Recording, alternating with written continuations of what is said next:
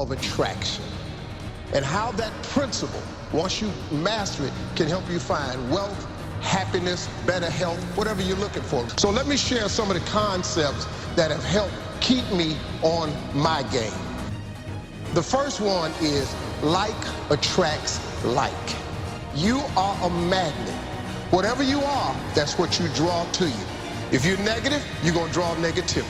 You're positive, you draw positive.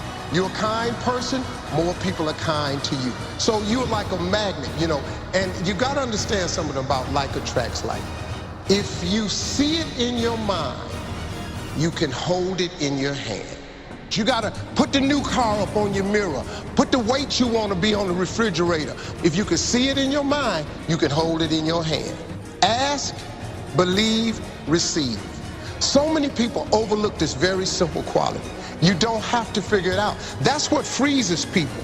When you're trying to figure out your life all the way to the end, when you can't figure it out, it freezes you from trying it because you go, oh, well, I can't figure that out. Oh, I can't go over there because I don't know how. You don't have to know how. You have to ask, believe, and receive. Science says, show me and I'll believe. Faith says, believe and I'll show you. Gratitude is a powerful process. If you show gratitude, it gets you to where you want to be quicker. Laughter attracts joy, and it releases negativity, and it leads to some miraculous cures. Laughter is so big, man. When you're laughing, it just brings a lot of joy into your life. It attracts joy, it releases negativity.